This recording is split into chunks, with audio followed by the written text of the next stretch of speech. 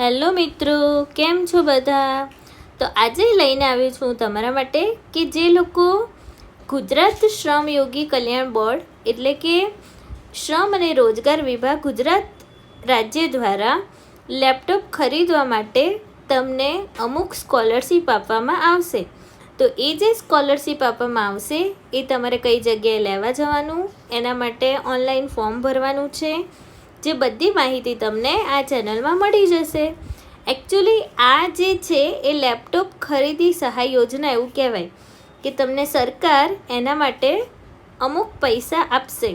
તો જો સૌથી પહેલાં ગુજરાત શ્રમ યોગી કલ્યાણ બોર્ડ એટલે કે શ્રમ અને રોજગાર વિભાગ ગુજરાત રાજ્ય, શ્રમયોગી કલ્યાણ ભવન, ગવર્મેન્ટ જી કોલોની, પાણીની ટાંકી સામે, સુખરામનગર, અમદાવાદ.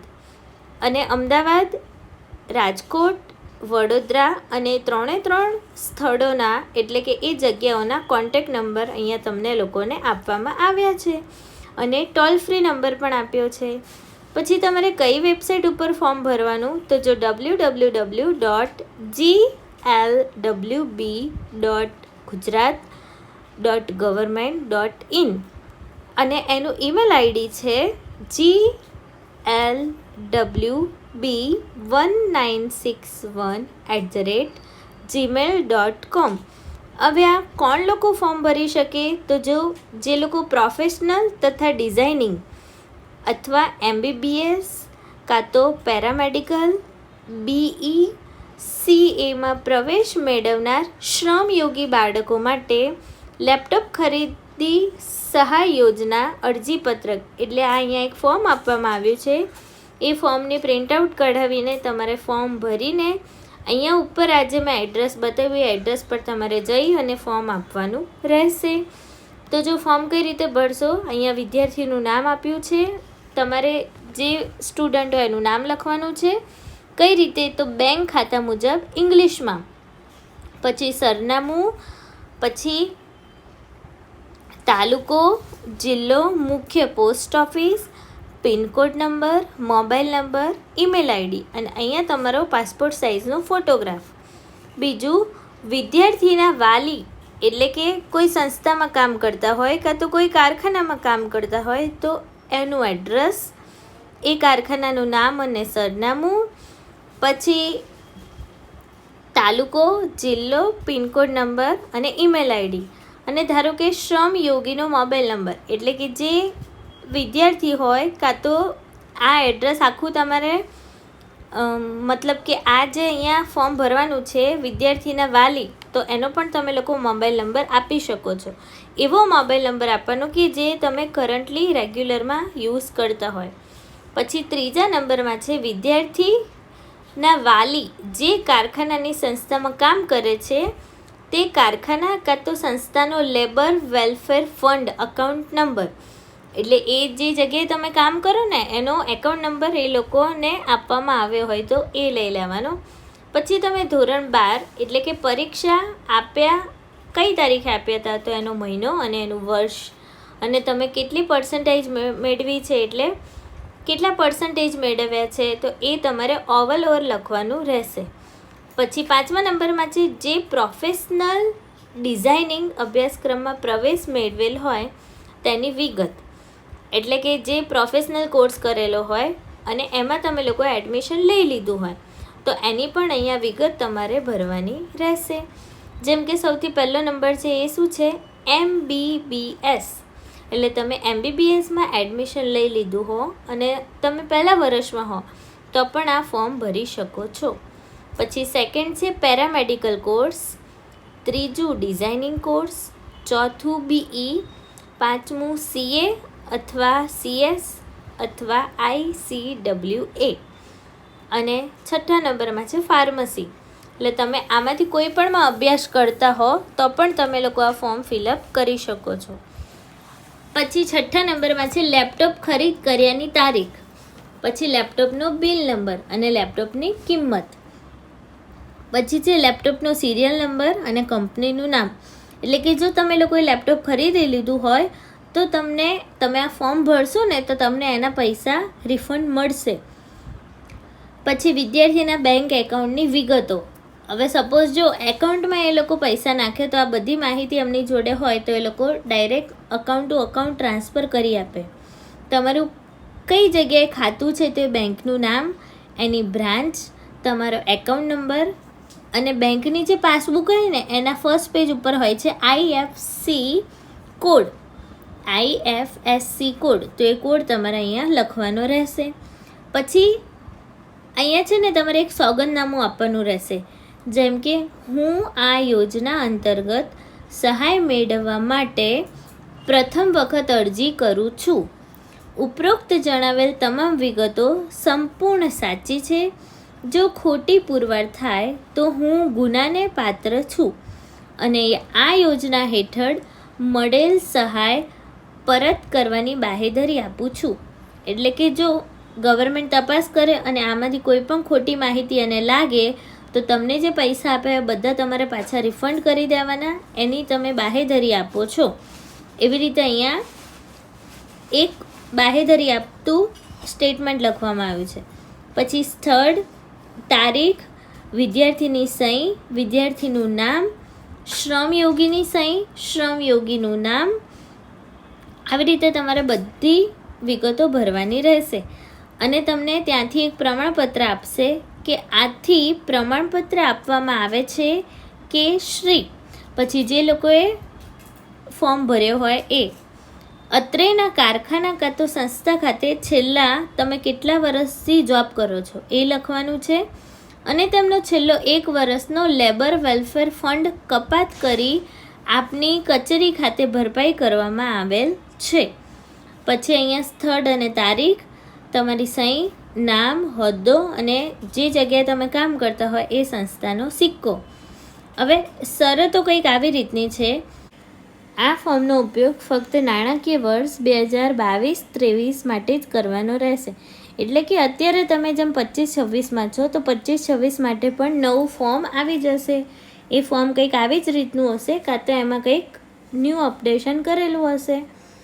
જો આ યોજનાનો લાભ 1/10/2022થી આપવામાં આવશે એટલે તમારે અત્યારે એની જગ્યાએ 25-26 રહેશે. પછી જ્યાં જ્યાં 2022 છે ત્યાં બધું આપણે 2025-26 એવું સમજવાનું કે ધોરણ 12 બોર્ડની પરીક્ષામાં ઉત્તીર્ણ થયેલા અને જેમાં 70 કે વધારે ઓવરઓલ પર્સન્ટાઇલ મેળવનાર વિદ્યાર્થીઓ આ યોજનાનો લાભ લઈ શકશે.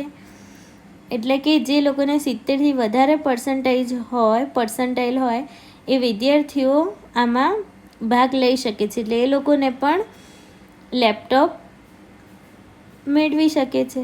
પછી જે 2022માં પ્રવેશ મેળવ્યા બાદ એટલે કે 2025માં તમે પ્રવેશ મેળવી દીધો તો 2026 સુધીમાં અરજી કરવાની રહેશે. આ યોજનાનો લાભ ગુજરાત રાજ્યના આવેલ કારખાના સંસ્થામાં કામ કરતા શ્રમયોગીઓના બાળકોને જ આપવામાં આવશે. વિદ્યાર્થીઓના વાલી જે કારખાના કાં તો સંસ્થામાં કામ કરતા હોય તેમના દ્વારા સંબંધિત વાલીનો છેલ્લા 1 વર્ષનો લેબર વેલફેર ફંડ એ દરેક માહિતી કચેરી ખાતે ભરવામાં આવેલી હોવી જોઈએ. એટલે તમે જો જે જગ્યાએ કામ કરતા હોય એનો 1 વર્ષનો લેબર વેલફેર ફંડ એ તમારે ભરેલો હોવો જોઈએ. હવે કોણ કોણ લોકો ખરીદી શકે છે? જે MBBS, આયુર્વેદિક, હોમિયોપેથિક, ફિઝિયોથેરાપી, ફાર્મસી તથા મિકેનિક, ઇલેક્ટ્રિક, સિવિલ, ઇલેક્ટ્રિકલ જેવા પ્રોફેશનલ ડિગ્રી કોર્સ તથા CA, ICWA, ICFA, CAના કોર્સમાં પ્રવેશ મેળવનાર વિદ્યાર્થીઓ દ્વારા વધારે અભ્યાસ માટે લેપટોપ ખરીદી અન્વયે સહાય. એટલે તમે જો લેપટોપ ખરીદવા માંગતા હોય તો તમને ગવર્મેન્ટ પૈસા આપશે. અને બીજું કે જે લેપટોપ હોય એ વિદ્યાર્થીના નામે ખરીદી કરેલું હોવું જોઈએ તો જ પૈસા મળવાને પાત્ર રહેશે. લેપટોપ ખરીદ કર્યા બાદ 6 મહિનામાં જ તમારે અરજી કરવાની રહે છે. એમાં પણ બિલ નંબર, તારીખ, GST number, laptop series number એ બધું જ અરજીપત્રકમાં તમારે લખવાનું રહે છે. અને બીજું કે લેપટોપની કિંમત મર્યાદા 50,000થી ધ્યાનમાં લઈ તેના 50% રકમ એટલે કે 25,000 કાં તો આ બેમાંથી જે ઓછી રકમ હશે તે આપવામાં આવશે. એટલે એવું કહે છે કે જો 50,000નું લેપટોપ હોય તો તમને 25% રકમ એટલે કે 25,000 કાં તો એનાથી ઓછી રકમ હોય તો એ તમને લોકોને મળવા પાત્ર રહે છે.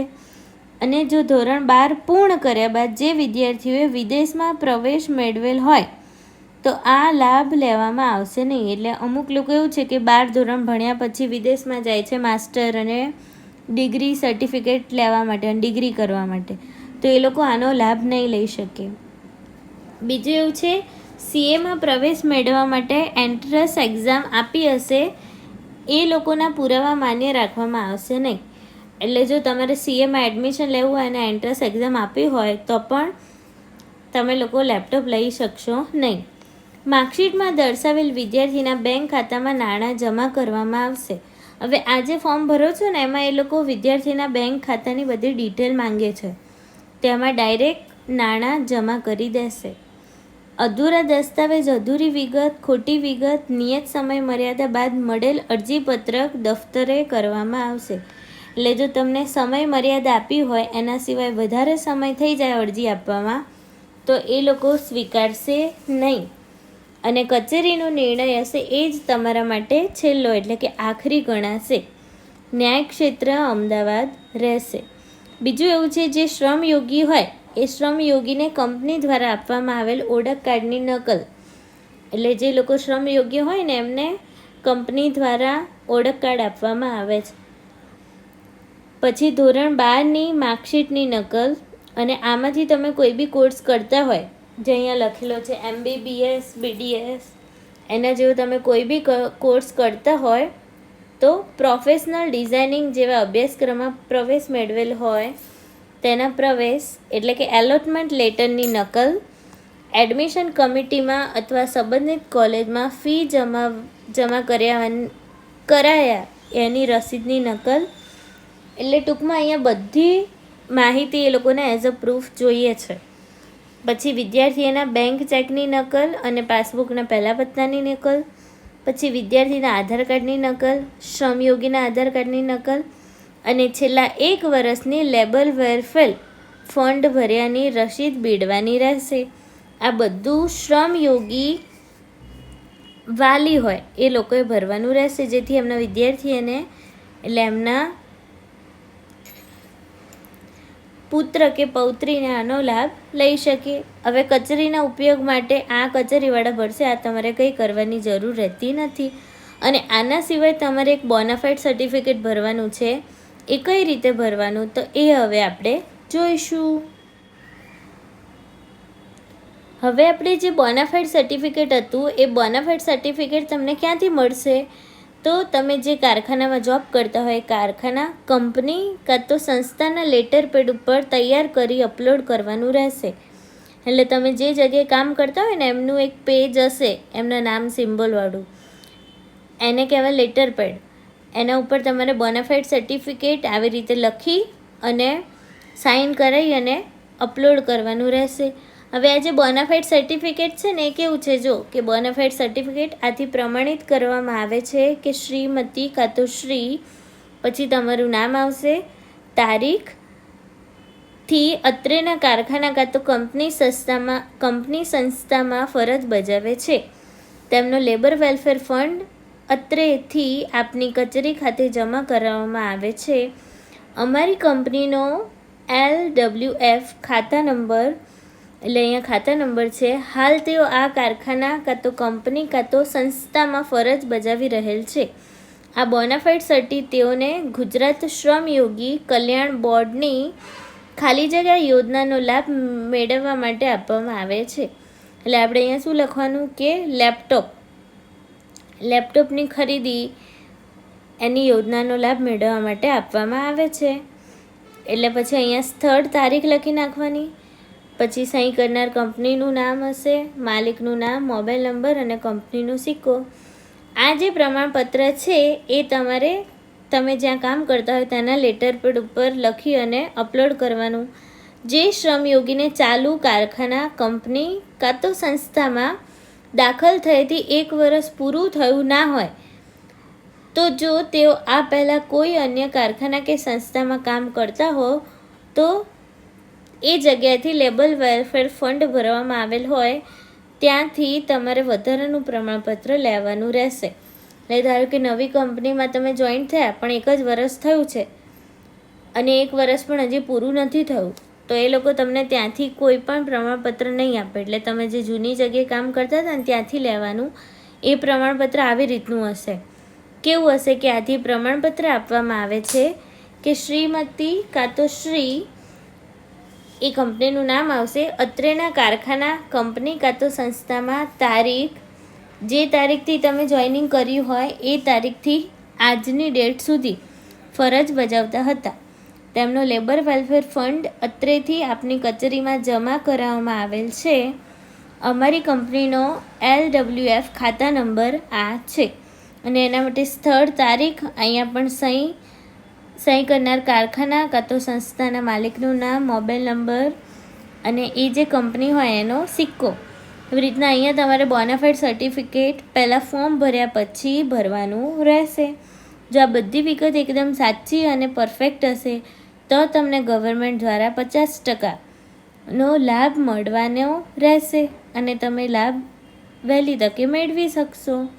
તો બસ આવી રીતનું લેપટોપ માટે ફોર્મ છે એ તમે લોકો ભરી દેજો, જેથી જે શ્રમયોગીઓ છે એમને આનો લાભ વહેલી તકે મળી શકે. Thank you. જો તમને આવા વિડીયો ગમતા હોય તો અમારી ચેનલને સબસ્ક્રાઈબ કરજો અને તમને બધી માહિતી મળી જશે government related. Thank you for watching.